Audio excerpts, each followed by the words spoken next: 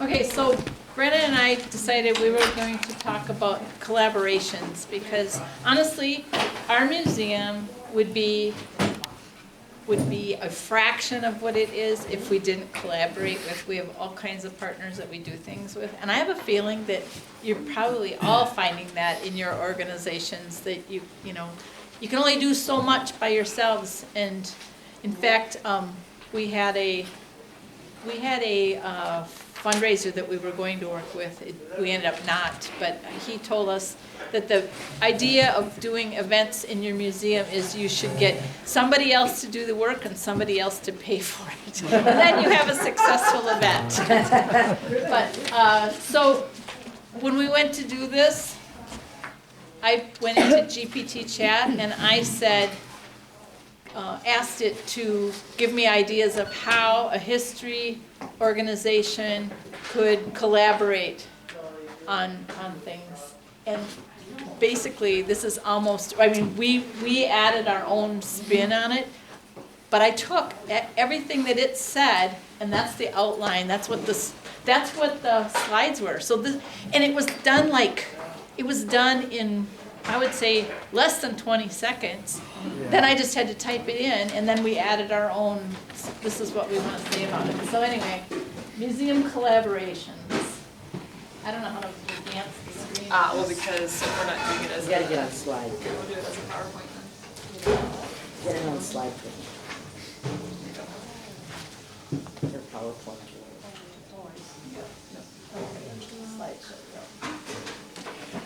I was going there, I just didn't know how to get it from where I was. Cool. So collaborating with other organizations, a great way for your nonprofit history museum to expand its reach, its resources, and its impact. Yeah, so I mean, the one thing I'll say with that is that, you know, not only is your reach important just because you can only draw so many people in, the biggest thing you can do is try to find a way, you know, not everybody can physically like visit your museum. So finding a way to collaborate with other people is a great way to expand your museum's, you know, reach. So that's kind of what what I started doing with these education boxes, right? So not every school can come to the museum and tour it, so at least if you create something small like that, you can get information about your museum and also just about the area's history out. So my whole push for a lot of this stuff is basically just saying I'm sharing Polk County's history with the outside instead of just having it insular and having people come to us. The biggest thing too is you can't just rely on people just to have people come to you. You need to try and make an effort to go out there, whether that's through partnerships with other organizations, whether that's just stuff that you do on your own. Although, like Tammy said, it's great if you can find somebody else to do the work and somebody else to pay for it. Because it's like we know, we never have enough time, money, you know, there's only so many volunteers, right, Dave? The good volunteers, especially, right? And energy. Cooperative ones. Yes. Energy is a huge problem. I run out of energy. Plus, if you're also looking for, you know, right, so depending on where you are and what kind of funding you receive, some people receive county funding, village funding, things like that. The more you can show that you're actually doing outreach, not just, you know, oh, I had X many, you know, visitors at the museum, the more that you can say, I went out to these organizations and I partnered with these organizations, it gives them a better idea, and it just kind of shows your value and it shows your worth, and then you might get your money. So that's the other benefit too. Also, it allows you to have more impact in that once somebody has some skin in the game, then their organization is also going to be involved. So here's some ideas on how you can collaborate with other organizations. You can partner with them on joint exhibits. You can go first and I can go, it's up to you. Sure, I don't care. Yeah. So on the exhibits, we've actually, one of the biggest exhibits that we did when I first got here was there was a room down in one of our pole buildings down here, and that room, they had always called it the rag room because all that it was used for was to store rags and jeans and stuff that they were going to make into rolls for using on the loom. So this whole room, and it wasn't like it was a huge room, but we decided a much better use for it would be to make it a Norwegian, because at one point, in about the 1880s, about 98%, according to Robin Fossum, of Barron County was of Norwegian descent. So we should have a Norwegian home, like what it would have been like when they moved here, when they immigrated to this area.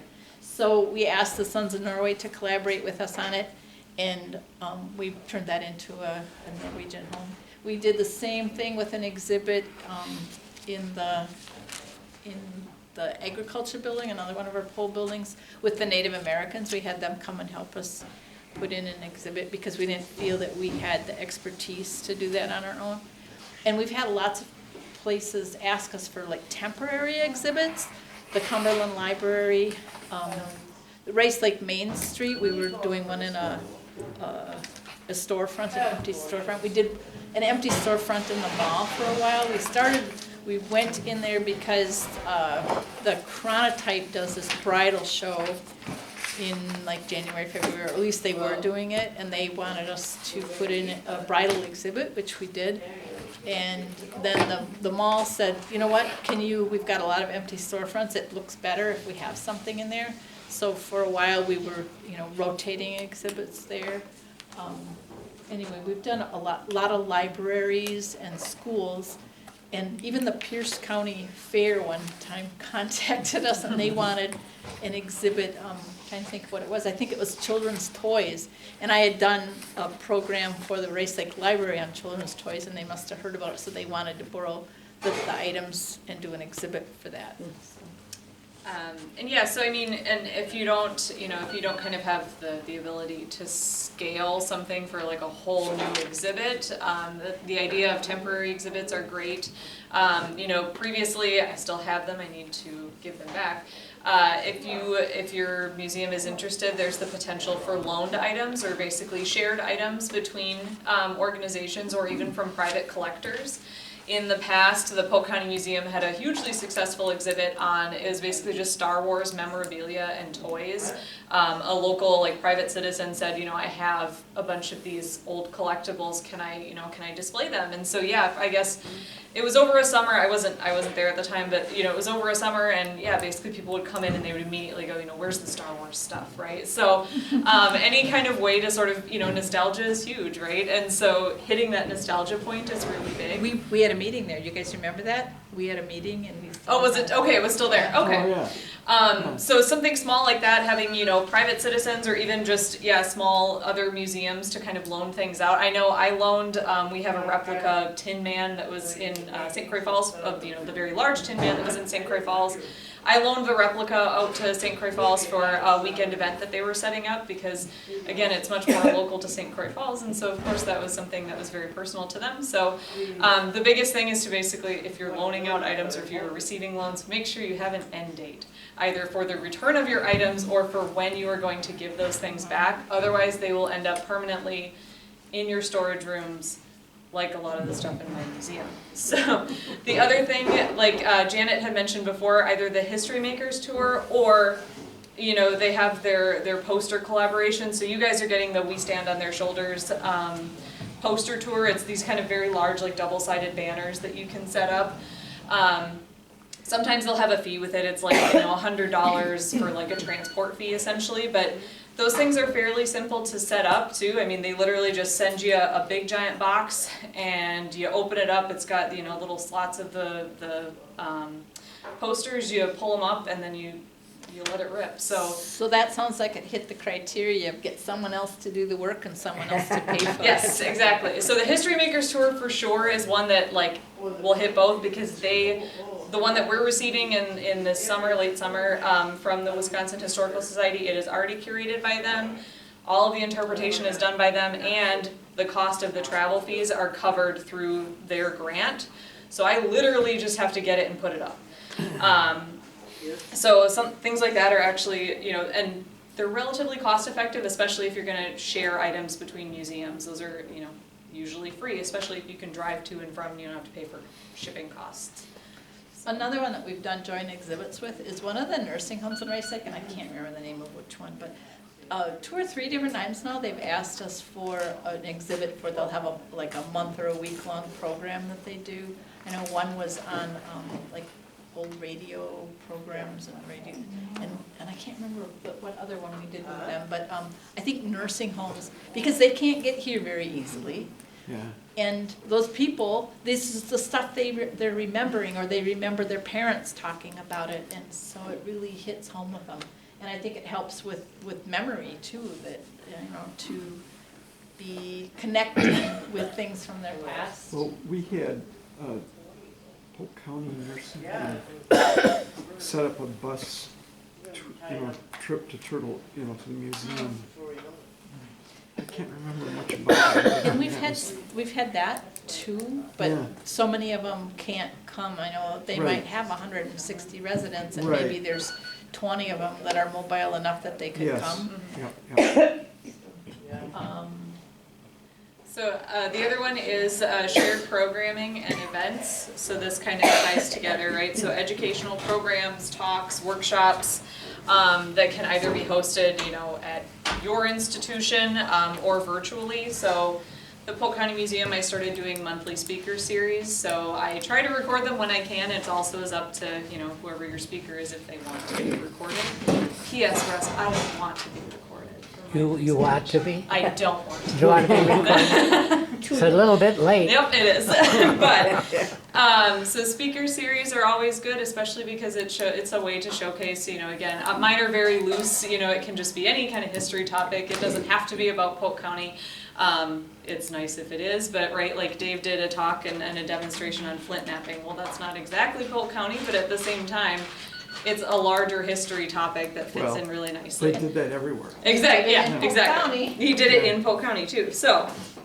But I also partner with libraries, so I do, usually, I think I can hit almost 8 to 9 libraries in Polk County, so I do like story times. I kind of rotate around to each of the libraries and I do story times, so I bring museum type books for kids and then I kind of develop little activities to do afterwards.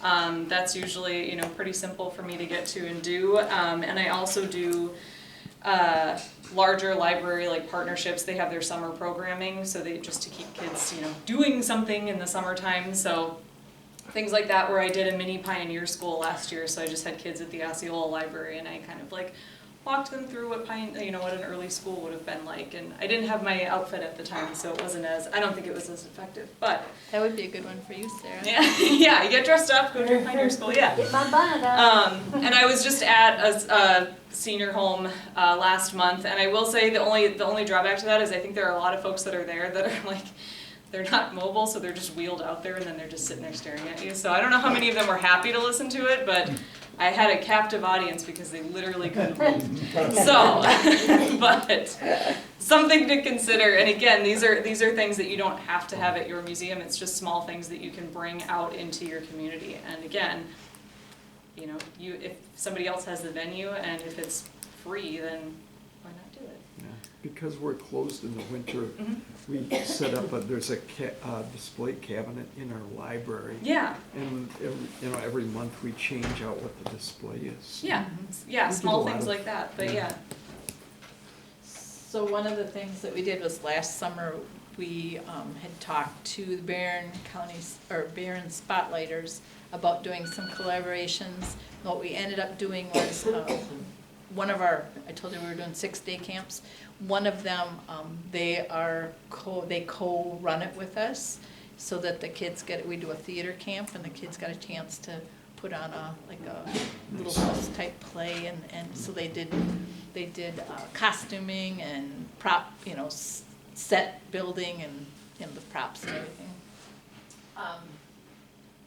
And then we also with them, we did a murder mystery dinner. We did it as a fundraiser for us to go towards our new building, but it was so much fun because I told them some local history stories from this area. They didn't tell me which one they were going to use. They just picked one of them, and then they took creative license and totally changed it. So then they come here and we have this dinner, and then they go around.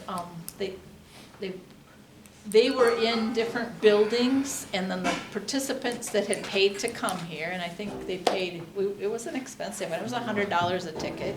So they ate their dinner, and then they went to the different buildings and talked to the people that were in this mystery. And then they had to decide who they thought was the murderer. And it was really fun, because the story that I had told them was about a sheriff that had been here in Barron County that had went to repossess a horse that a farmer refused to give back to his neighbor. And the farmer said, "You're not gonna get that horse, I'm not gonna give it to you." And so as they walked into the barn, the farmer picked up his loaded rifle, pointed it directly at the sheriff, shot him in the chest, and killed him. So the deputy, because they shot the sheriff but not the deputy, jumped on his horse, rode back to Barron, said, "They shot the sheriff." And so a posse of 100 men went back to that farm. By now the farmer and his family are all locked in the barn, and he's like, "You're gonna have to kill me to drag me out dead by my heels." And so they, several hours later, they said, "Well, we're gonna burn the barn down." And so he let his family out, and then a couple hours later, he finally came out, and they had to be really careful because there was a lynch mob wanting to hang him. And anyway, they put him in the jail and stood guard to make sure that that didn't happen. He ended up spending, I think, 26 years in prison. So after this is all done, and I say to the group, if this sounds vaguely familiar, we tell this story here, and I said that. And one of the gals that was in the Spotlighters and took part in this whole thing, she's like, "That was my great-grandfather." And I said, "He was the sheriff?" "No, he was the farmer." But then we heard the other side of the story. She said our family disowned him after that because they were so upset by how he handled it. But the reason he wouldn't let the sheriff take that horse is because he was owed stud fees, and the sheriff didn't want to pay it. And so he was trying to take the horse, and the farmer's like, "No, not until you pay me." So there's the rest of the story. So anyway, some of these can be really fun, and so anyway, then we did other collaborations. This is the first year since I've been here that we are not doing, well, no, during the pandemic we skipped it too. Midsummer's Eve, we do it with the Sons of Norway.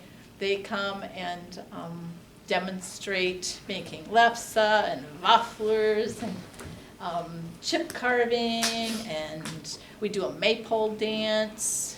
I can't even remember what all we do. Violin with the Hardanger fiddle, things like that. Then we end it with a big bonfire. So that's always been a really popular event. We have a group called Badger Blacksmiths that's been coming in the fall, and they demonstrate we always have every weekend we have a blacksmith in the blacksmith shop, but for that they set up blacksmiths all over. And it's kind of a big thing, and we really enjoy doing that too. And then we invite all the quilt clubs to come to our quilt show and Strawberry Fest in June. So we do a lot with different groups as much as we can. And then cross promotion. You can promote each other's events through your social media, newsletters, and even at each other's locations. So Hungry Hollow, we do a lot with Hungry Hollow. We share a lot of the same volunteers. So we always put up their posters, and they put up our posters, and any other ways that we can promote each other. What else? Blue Hills Genealogical Society, they put an article in our newsletter, and we put one in theirs. Last year, the Spotlighters put, the Barron Spotlighters I was talking about earlier, they promoted us in their brochures. And we've done the same thing for a lot of the other groups. Yeah, I mean, same with us. We have, I think a lot of you have kind of a quarterly newsletter, or at least maybe something that you send out at least on a yearly basis to your members, to your membership. But, things like, again, if you can partner with another organization, I've been trying to reach out to local citizens to kind of share like a family history or something about, Polk County or their connection to Polk County. Very short, just a one-page kind of connection, things like that. I know Russ used to do a column in the Inter-County Leader, I think. He usually I still see him every now and then when I'm going through newspapers. So just partnerships like that. I think the St. Croix Falls Historical Society for a little while, you guys had like a regular kind of article in the, I think Haley is still doing it. okay, yeah, like kind of Yeah. a regular history article, things like that. But The- again, the just fort sharing. does that too. Yeah. And again, yeah, just sharing everybody's information through social media, right? So, you know, I'm pretty sure I shared the River Road Ramble last year, just because again, if it's on social media, it's really simple to just do like a quick share. Share to your post, create a post, things like that. And then again, it gets people to click on, you know, everyone else's sites. And then like we talked about in our meeting earlier, having that kind of centralized Northwest Wisconsin consortium website will be a great way to kind of link everybody up, have a calendar of events that then can go out, you know, on respective websites and things like that. So, always super helpful. Did I- Yep. No, I didn't. There we go. So yeah, working with schools and educational institutions, partnering with local schools to offer, again, like tours, programming that aligns with their curriculum. So we've kind of heard that a lot today, making sure not only maybe your tours, but also like with my education boxes, I'm making sure that I include like on the cover page, you know, this aligns with DPI standards, whatever, whatever, whatever. So that when, yeah, the principal asks the teacher, well, why do you need this box? Why am I paying to have this shipped here? Or why are you teaching it? The teacher can just go, because look, it aligns with these standards, right? We also have, you know, you guys have way more than we do, but we have a decent number of fourth graders that come through the museum every year. I also just recently had a 7th grade civics tour come through. So for that, I kind of did something a little bit different. I did a mock trial. So funnily enough, I had our local librarian, and it turns out both of his parents are lawyers. I didn't realize that, so he was my judge, and it worked out really great. So, so he was my judge, and he led my little mock trials for the kids, and just to get them a little bit more interested in, you know, how a courtroom works, because we are obviously the old courthouse, so we still have the old courtroom. So small things that are kind of things to do on the tours. You know, we usually hit Native American history with Dan Mosé. We have our schoolhouse, so we have a little schoolroom presentation, and then we kind of let the kids wander around the rest of the museum and learn about different sections. I have my traveling trunks and boxes, and then I also, again, because I have a pretty strong partnership with our local library, he has a group that he's doing. It's kind of an after-school program, so he brings the kids up once every like couple months or so. And he kind of has his own programming there, but again, it gets kids into the museum, and it gets them to kind of, you know, connect, you know, what they're learning with him into kind of their sort of new history lessons. And that's a homeschool group, so hitting those homeschool kids too, they don't necessarily have the same curriculum standards that they're meeting, but again, just to have that socialization aspect for kids is hugely important. So to get them into your museum, either through a library partnership or just your direct outreach, is really, really critical. So, not that we do anything different than what she's doing, a lot of the same stuff. We do need to expand our traveling trunks, because we've only got a couple, but we really got a big boost last year, because we hired 2 part-time museum educators, and that would be Sarah and John. And so we're kind of like able to do so much more than we could before. It's really been very helpful. So we're doing the same stuff, only more of it. Last year, for the first time, we had, what do we call it? Wasn't Laura Days, but a Little House on the Prairie Day for homeschoolers in the fall. Because we do most of our field trips in May, but we do a few in September.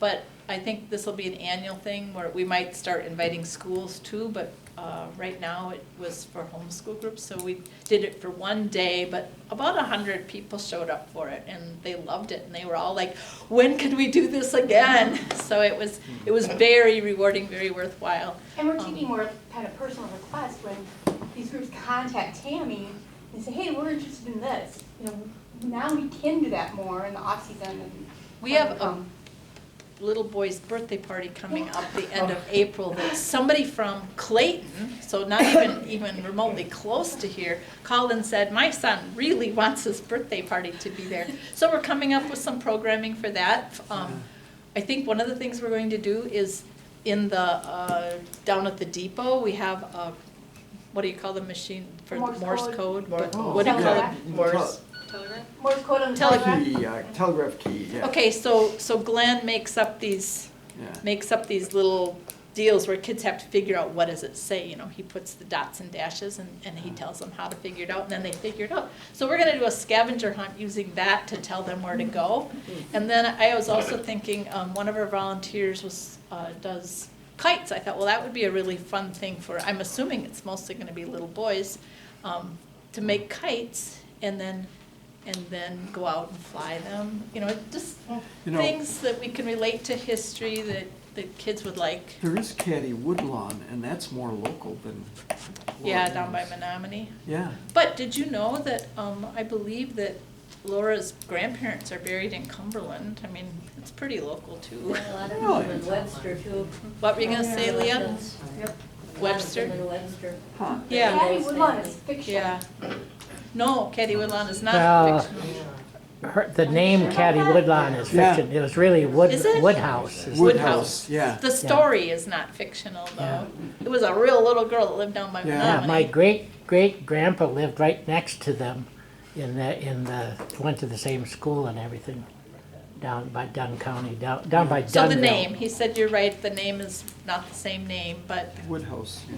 but it was a true, and this winter, I was reading a story, not a story, but a guy that, down by Chetek, that had written about when the Indian scares were happening, and I think the story was embellished, yes, but Yeah, he the said, Black Hawk Wars. he was talking about that all the neighbors, you know, they were all afraid because there were rumors that this was going to happen, the Indian uprising, and some of them went to town, some of them left the area, some of them just got ammunition and stuff because they were gonna defend themselves, and his dad was like, gosh, it's a story. And they went about their lives and it turned out to be nothing, so his dad turned out to be right, but. Yeah. Teacher training, are planning to do more of that, aligning the standards with what we're doing, and when we get our new building, we have a classroom in there, and that was one of our plans, is to actually do teacher in service where they could come and do a history or social studies training there. I would like to do more of the Act 31 that we talked about. The what? Act 31, Oh, Yes. do more professional development in that, because even though it is a mandate by the government, a lot of it isn't enforced. But I Right. think a lot of the reason why it's not enforced is because the teachers don't have the resources and the training. so Sarah actually was the Act 31 person for the Cameron schools, and she said she had zero training, zero instructions. They just had to say, you're in charge of that, and then there's nothing else that ever Yeah. happened. So it definitely is a big need, and I think it's because they don't know what to do. Right. They don't have a way. I did training, you know, I went up to Northland College and what was it? Eddie Benton Benet and, you know, Joe Rose and, and they had a really good program. Of course, Northland College doesn't exist anymore. And then finally, doing an internship program, right? So if you can, provide some kind of an internship for students from local colleges or universities, and allows them to gain real world experience, right? So, we're offering this year, we're offering an archival internship because we are finally purchasing, a scanner to actually digitize some of our archival documents and photographs, and this was kind of put on by a local donor, so that was kind of how we got the funding to essentially pay for the internship. The one drawback though is to accepting funds from a donor is that this donor had specified that our student could only come from River Falls or Eau Claire. So if I got a student from the Twin Cities, I have to say, well, no, I can't pay you. So so that's the one drawback, but at the same time, there are also internships offered through Recollection Wisconsin too. They try to place students, if they're in the area. I've been on the list for 3 semesters so far, and I haven't been picked yet, but I'm still on the list. So that's just something else to consider, especially if you have kind of a large number of documents or photographs that need to be digitized. That's pretty straightforward and something that a student could do. Otherwise, if you have something like exhibit development or just research in general, that's always something as well that even a high school student could kind of work through, as long as you know, again, just train them on proper handling of documents and things like that. But again, it gives them experience, and then it's also a way to just get a younger generation involved in history, and hopefully get them to, kind of like Dave was saying this morning, to get them to stay. So. About 10 years ago, there, what do they call that school that's just north of the stoplight here in Cameron, that little school? Do you know what I'm talking about? The North Star Academy? Yeah, North Star Academy. Is that still going? Oh, yeah. So they had students that needed to get some social studies credits and some extra, I don't know, they had to, for some reason, they had to place them somewhere. So 3 of them came here. It was over a 2-year period, and that's what they did, was digitizing. So that wasn't really an internship because they weren't paid anything, but it was through a high school, and so it kind of accomplished the same thing. And then we did get Recollection Wisconsin and UW Milwaukee they had a joint grant, and that's how we had Jody Kiffmeyer here. So she started out doing it for school. She was a grad student, and so they were paying her something, I don't even know how much, but she came here and was digitizing for us. But it had to be, it couldn't be the basic digitizing that they were doing. She had to work with those collections, and so once she was done there, she quit her job and volunteered full-time here for a couple of years, and then she went down to Chippewa Valley Museum to be their archivist, because then she had the experience. So that worked out really well for her. Yes. And then recently, about a year ago, Greg Kukin from the archives at UW Eau Claire contacted us and asked if we would be interested in that again. Well, then when it finally got down to now when they're actually ready to do it, it's changed some.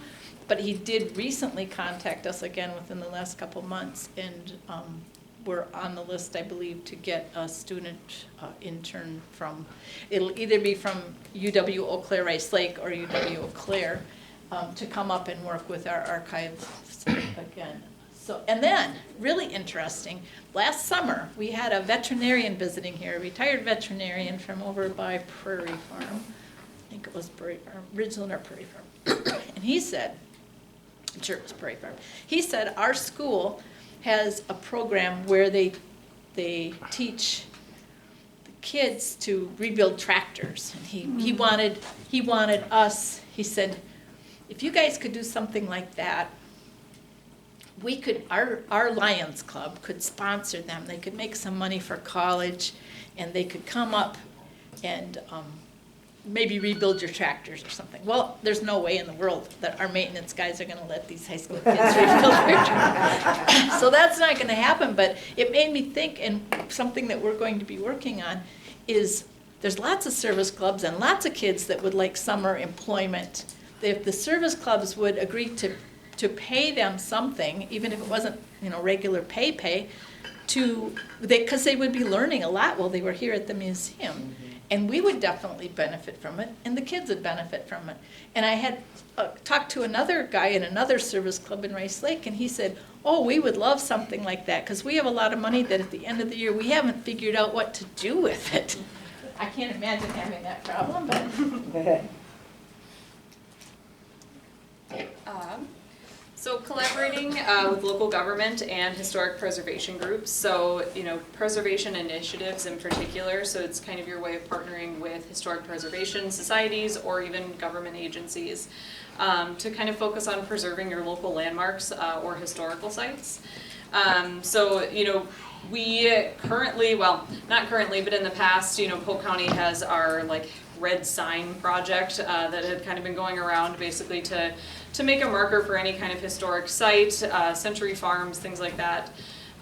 So I know that project has largely, it's kind of stalled, kind of stopped. There's one person that's still interested in doing it, and there are a couple 4-H clubs that are interested in kind of focusing just on their local area.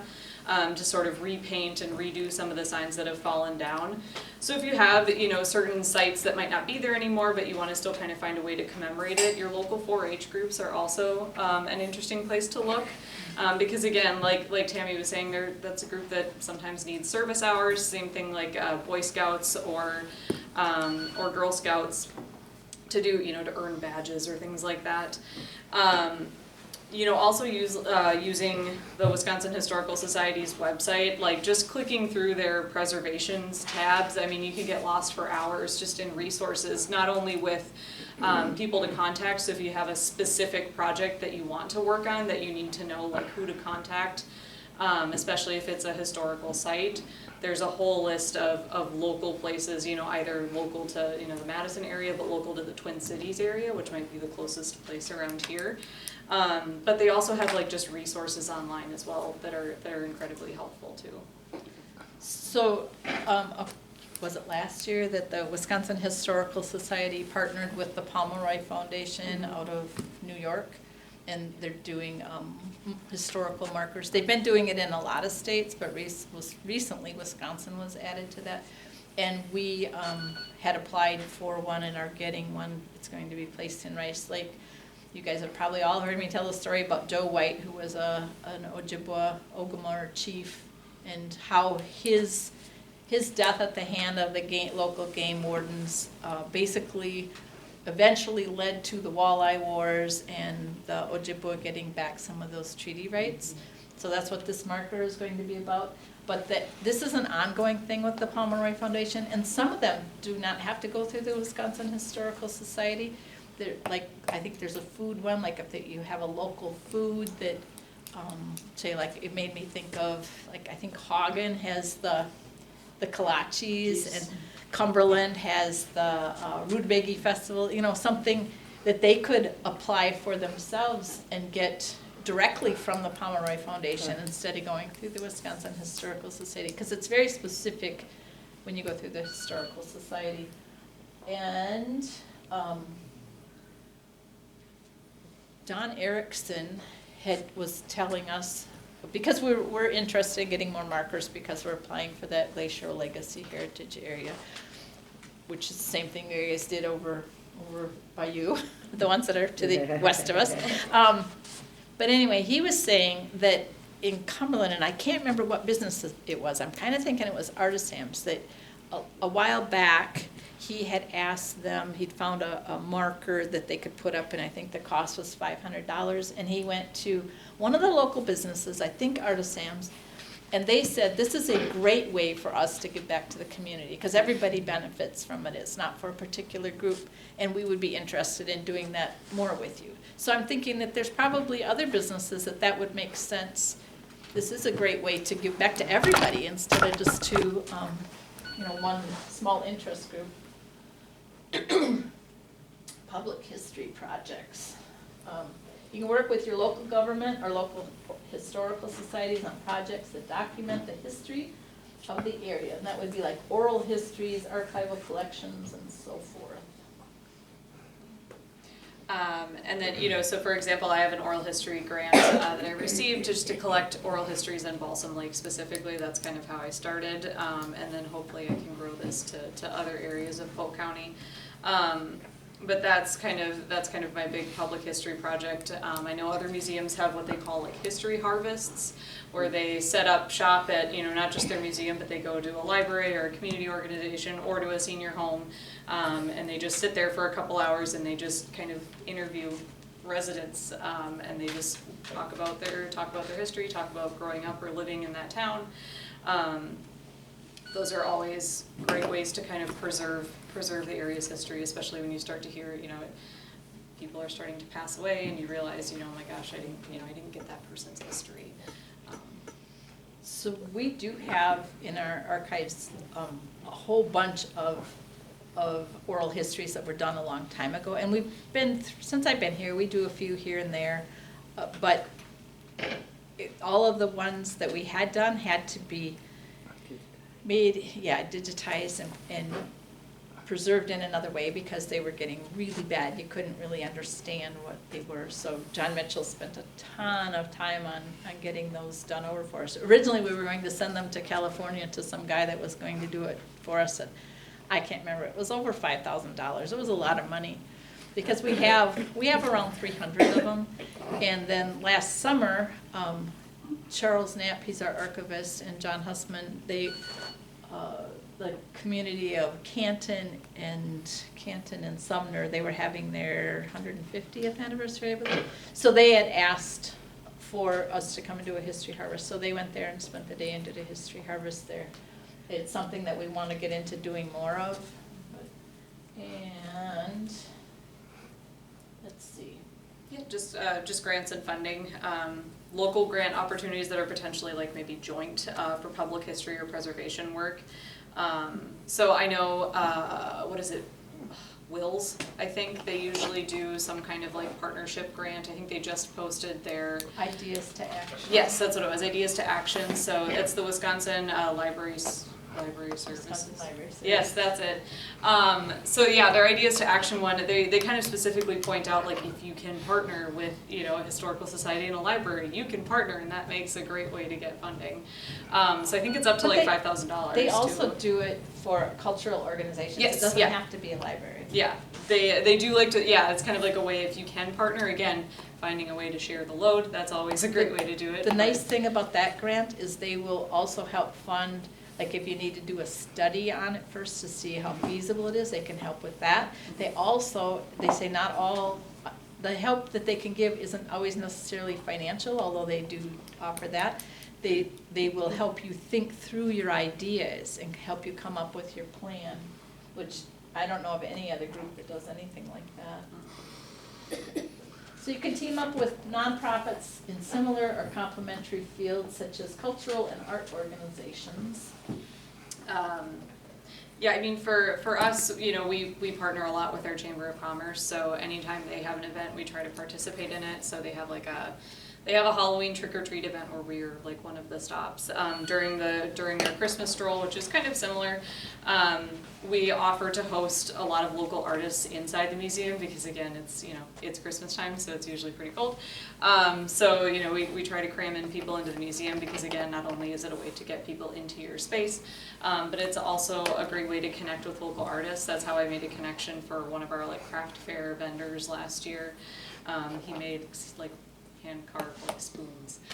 So just things like that. I also do like history how-to events, so that's kind of my branch off of my speaker series. Dave was, I think you were my first one, with a flint knapping demonstration. So instead of just somebody talking at you, you have somebody actually demonstrating something.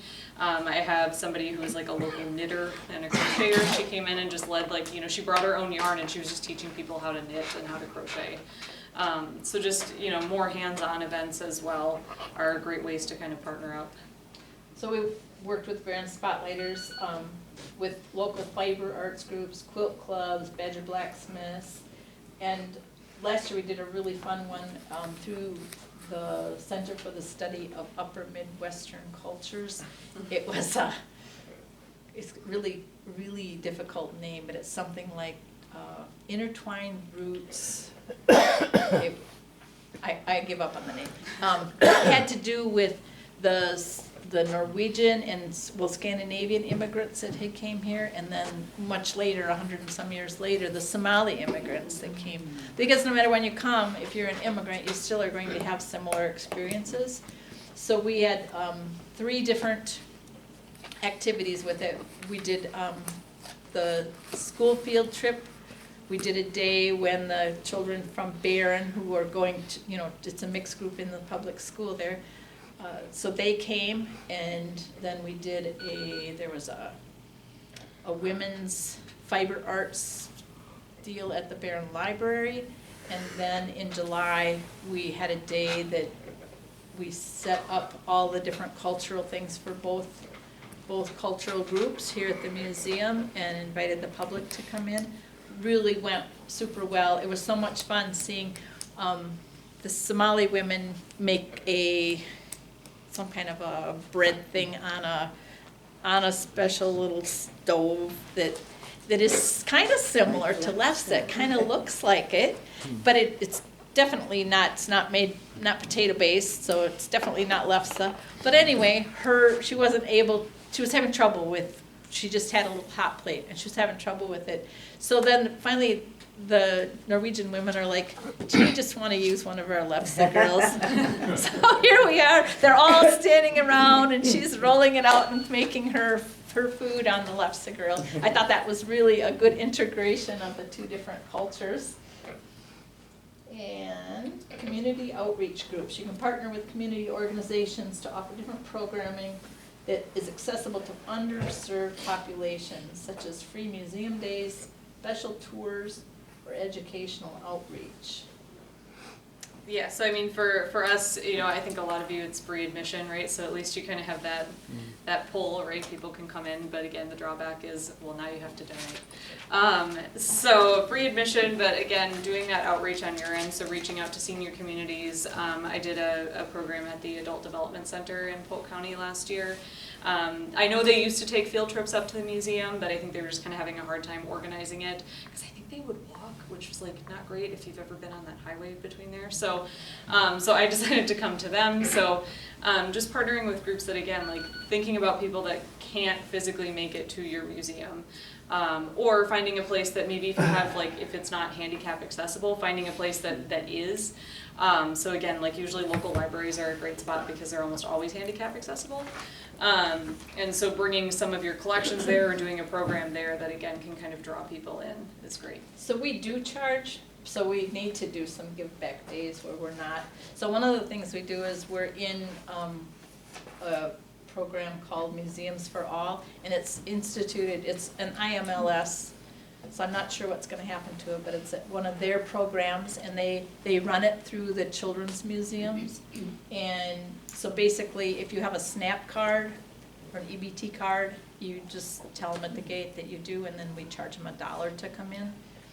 And then we also are a Blue Star Museum, which means if you're active duty military or family of active duty military, you have free admission.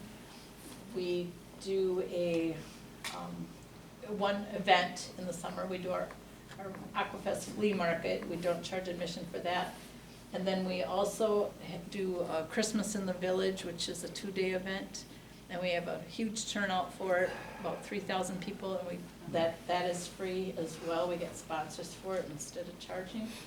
And we have Accessibility for Wisconsin has been coming in quite often because they are, I should say, Blue Hills Sportsman's Club.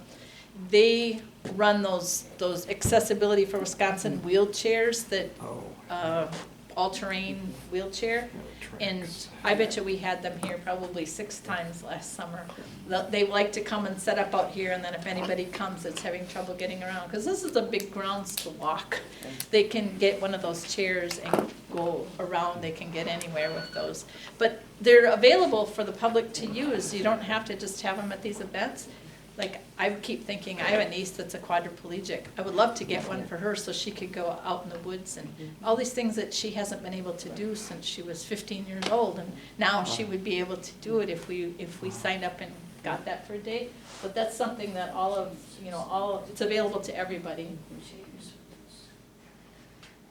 And yeah, finally, just environmental organizations. So if your museum touches on like themes that are kind of related to local ecosystems or environmental history, finding a way to partner with environmental nonprofits or doing some kind of educational event is also a great way to kind of get connected there. So my whole plan that's been going on for at least a year is to create an outdoor garden. So we already have a garden space, but I want to create an outdoor, I'm gonna rip it up, and create a native plant garden, so native plants to this area, and actually have some kind of outdoor interpretations, so put up interpretive signs to kind of describe why these plants are important to the native ecosystem, and what you can do to kind of preserve them. So that's my overall goal, so stay tuned.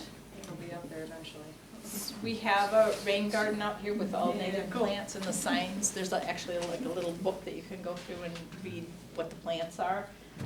And corn, squash, beans.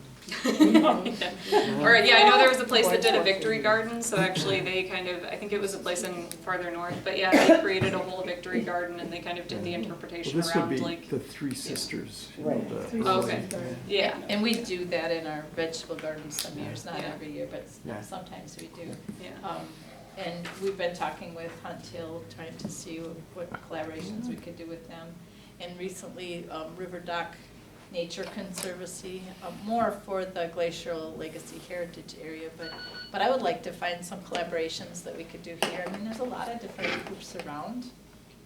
And, let's see. We have to cruise along.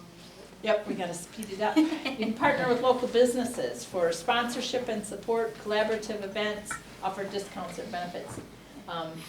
This is probably, for us, this is probably one of our very strong points. For instance, we have what we call a plaque program, where businesses will sponsor a building or an exhibit. They get their name on that building for the year, and there might be 3 or 4 on one building if they all want the same building. But it's an annual stream of income that we have coming in that we're not passing off to our visitors. And seriously, it has grown and grown. One of our volunteers came up with the idea, and when he first started it, it was like $3,000 to $5,000 a year. Well, then he aged out, and we had another volunteer take it over. Well, that volunteer is now an independent contractor and gets paid for doing it for us. And he probably is bringing in over I shouldn't say probably, he's bringing over $30,000 a year in sponsorships, because then we expanded it to events too. They can sponsor not just a building or an exhibit, but they can also sponsor an event. And it's turned out to be a really good moneymaker for us, and I'm so glad right now when everything is going haywire that we're not just counting on our gate money. We've got memberships, we've got the sponsorships. I mean, there's different places, different revenue sources, so that it's not as scary. I mean, it's still scary, but it's not as scary. And then we also do a lot of in-kind, and we recognize them with plaques, banners at some of the events, on our website, social media. We just make programs to give out at the gate during certain events, and we could have them listed on there. We also count on local chambers and resort owners associations, media outlets, Barron County Economic Development, and service clubs. Yeah, I mean, the biggest thing with this is just to kind of make sure that, like, the biggest question, right, they're gonna get is like, well, what's in it for me, right? Not just, oh, you're giving back to your community, but like really give them a reason, like why they should do it and what they will get out of it. Because again, realistically, it is about, what do I get out of this? So that's kind of the biggest thing to keep in mind with some of those, and I'm sure you can think of many creative ways to get them to give you money. Collaborative events, doing kind of history themed tours or fundraisers in partnership again with local businesses. So again, like with us, we have a pretty strong partnership with our Chamber of Commerce. So usually anytime there's an event going on that's sponsored by the Chamber of Commerce, the museum is at least participating in some way, shape, or form, whether that's a stop, whether that's we host 1 or 2 of their vendors, or we're doing our own thing, but it just happens to be at the same time. And so again, we're offering a space that is free for people to come see. So it's again another great way to partner and to get more people in than if it was just another random weekend where they didn't have a large event going on. So trying to kind of partner up and figure out when your community is doing a larger event, and just even if it's just to be open on that same weekend, that's a great idea. Just because then again, if you just let your organizations, like your local businesses know that, hey, yeah, you might have, Centurion Memory Days or something, but our museum is also open, but they'll start funneling people there. You just have to continuously kind of remind them. You can do offer discounts or benefits in partnership with local businesses. One of those would be like NARM. I know the state of Wisconsin is now offering NARM memberships, or memberships that include NARM benefits, meaning that, which is, I can't remember, North American Reciprocal Museum Association. So you can go to museums all over across the country with a certain level, I think is a $125 level, and then if you're in Tennessee and they happen to also be a NARM museum, you could show them your card and you can go to that museum at no charge, which some of these museums are pretty expensive to go to. And like we do the radio auction. For advertising dollars, we give them free passes to come to the museum, like season passes. They sell them on their radio auction. That pays for our advertising. They advertise our events for us, so we are spending a lot of money on that. And one year with Breon's, which is a deli here in town, they gave, I can't remember how this actually worked, they gave a free ice cream cone with every sandwich purchased if they brought in their brochure from here, and we gave out And they gave them $2 off admission for here with a coupon, you know, when they were there and made a purchase. We also, Glacier Lakes Foods, they give us, quite often, they'll give us $5 off coupons that we can pass out for different things to our visitors. And they can go there and spend it on groceries. We're part of, I wish we were part of NARM, but we're not. But we are part of Time Travelers, which is put on by the Missouri State Historical Society. And each museum gets to decide what their benefit is. We give free admission to people that are part of that. But when we go somewhere else, it's usually like 10% off in their gift shop or something. So I want to switch us over to NARM. So yeah, just joining professional networks, right? So, you know, there's I don't know, hundreds that you could join, right? The American Association of Museums, Wisconsin Libraries, our consortium, obviously, Wisconsin Historical Society, Council for Local History, our Northern Wisconsin Heritage Council, all of the above. Funny enough, we were members of the American Association of Museums, and I guess our membership lapsed, but I still get information from them, like I still get like info, yeah. So I mean, you don't even have to be a member for very long, but you will still get inundated with information. Not So, all of them. but just something to think about again. Right, this does cost money, so it can be cost prohibitive. But to really just kind of find ways to get a little creative. Sometimes you can find one of your board members who might be willing to pay for, you know, the membership for like a year or something like that. Or yeah, you will front the money for a year because again, it's still professional development for you. One of the best things about these is you get their free newsletters, which is going to tell you about grants, it's going to tell you about conferences, workshops. Zoom, we do so many Zoom trainings, webinars, lots and lots of those. Almost, I shouldn't say never, very seldom pay for any of them, just the free ones that they offer. And to me, this is probably one of the most important things you can do is joining these groups and going to conferences and taking the workshops, because they give you, now I see, Janet was telling us that Wisconsin Historical Society is now going to offer templates. But some of these we joined just so that we could get their templates on what are your working documents, because I don't know how to write those and nobody here had ever done it. So we joined these so that we could get copies of, you know, examples of this is their policy for whatever. But now, since Wisconsin Historical Society is going to be doing it, that's awesome, but there are just a ton of things available out there. Yeah, digital or virtual projects, really quickly again. So the biggest thing, you know, to create online exhibits or creating shared blogs or things that can be shared online, because again, not everybody is willing to come or is able to come to your museum. So I started doing, it's not really an exhibit, but I started doing just a blog post that's kind of bi-monthly or monthly, just on something that, because since I'm in the archives a decent amount, I found something in the archives and I thought, oh, that's kind of fun. Maybe not enough to do a whole exhibit on because I don't really have collections for it. But I can write a really short blog post on it. So I just did a post about Camp Milltown, which was like a Nazi POW camp during World War II. Had a little bit of information on it, so I figured, you know what, that's a really quick, short thing that I can do and write up. But again, and it's a quick and easy way to share it, you know, all over the place. And don't forget about the social media collaborations, like what Russ is putting out there for us. And I think every town has something now, remember when type thing on Facebook that you can be posting on and be an active part of. I don't really have much for collaborative galas or auctions. I know we used to do an event where we did one major event with it, and that's still something we're working on. But again, finding ways to team up with, again, somebody else to do the work, somebody else to pay for it, to do kind of auctions or benefit events where, again, maybe you can split the costs, maybe you can do, again, one person can host and one person can do the legwork, things like that.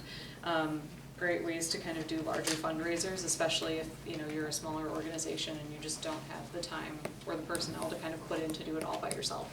So we did two of those. One was where we helped the Rice Lake Aquatic Center when they were doing their fundraiser. They held it here. So they were the ones benefiting from it, and we were helping with it, but it never hurts to get your name out there anyway. And then the other one I told you about was when we did the Baron Spotlighters, helped us with the murder mystery dinner. So they received the same as they would have if somebody had went there for play, which I think was $18 a person. They got that out of it, and any other monies went to us. And then crowdfunding campaigns,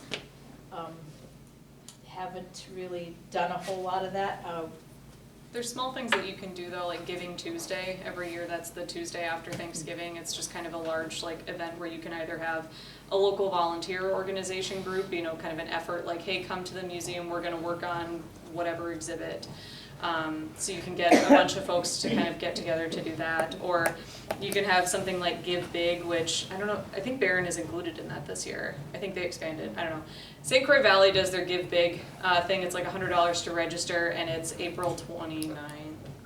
And it's basically just 24 hours of giving, so you just promote it on your social media pages, you let all your members know, and then it's, you know, again, as long as you make more than $100, you can at least make some money for it. So if there's a local organization that does that. We used to do that Giving Tuesday thing, Yeah. but it never was a huge thing for us. We made a couple $100, but instead, we started out doing that and then thinking, well, really, we should have an end-of-year campaign. So then, not every year, but some years, I'll send out a postcard or something reminding people to make a donation before the end of the year if they want to claim it on their taxes. That kind of, you know, tax thing changed, and so it isn't as effective as it used to be. But I did find that we have more people that are including us in their you know, when they have to do their withdrawals. Minimum.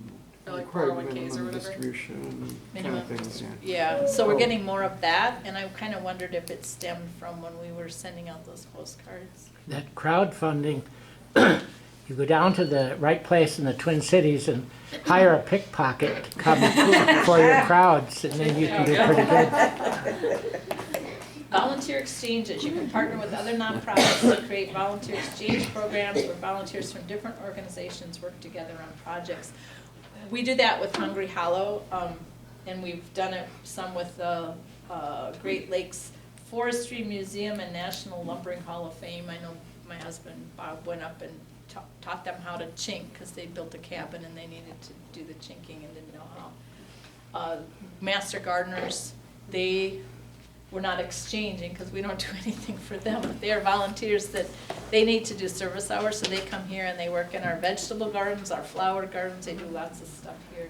Yep, same thing for us. I also have a researcher that comes from Luck every week because we have more archival materials. So she'll come down from Luck and she'll be able to look at archival materials for Luck, but then also she does my research requests, so I'm not spending, you know, more hours in the archives than I have time for. So.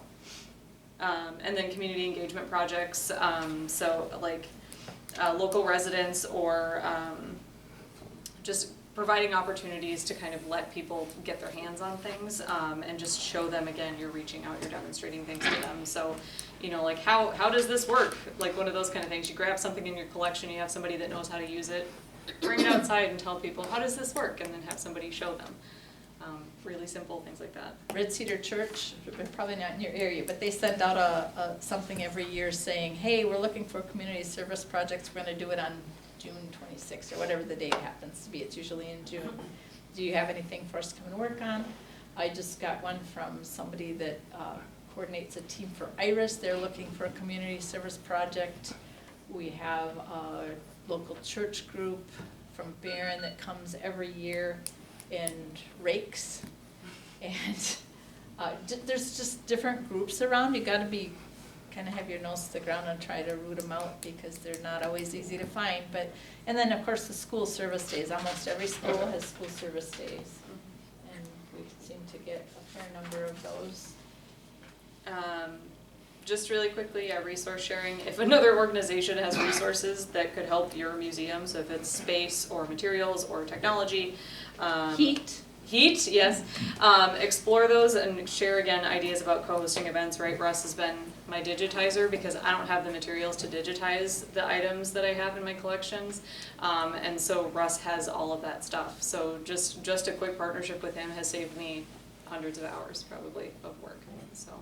Other groups seem to to reach out to us because they want to use our facilities, because we have pretty great facilities. So, but we're more likely to reach out to them for some of their expertise on different things, you know, how you got somebody that can fix this tractor, that kind of thing. So we work a lot like with the railroad group, I don't even remember who all, but there's a lot of different groups that we are working with on different things like that. And then, yeah. And then expert collaborations is kind of what we just talked about. You know, Brenna said Kristen Recollection Wisconsin you or guys all Wells. met her. Yeah, she's been hugely helpful, especially if you have questions about digitizing your items. Janet Seymour, you know, is awesome. Mike Bigner up at the radio station, or Kosher Group up here, he's helped with a lot of things that really has nothing to do with us advertising with them. It's more like now we want to do a big raffle this summer, probably a 4x4 is what we're doing. And he is advising us on, well, this is how this group does it. So that's been very helpful. Larger museums, people we've met at conferences, local colleges. Like when we wanted somebody to talk about AI, I contacted the gal that is volunteers here, but she works at the library in Rice Lake at the college, and she said, oh, Robin Miller down at Eau Claire, that's who you need to talk to. So, yeah, that all comes in helpful. By collaborating with a large range of organizations, your nonprofit history museum can tap into new audiences, gain more visibility, share valuable resources, and enhance your programming. So keep an open mind about potential partners, and you might find surprising synergy outside of the traditional things that we think of. This is who works with us as a museum. Sorry, it meant something. We did start late. Did you know that there are 99 501c3 organizations in Barron, in the city of Barron? Siri, how many? 99. Wow, that's a Do you know lot. how to find those?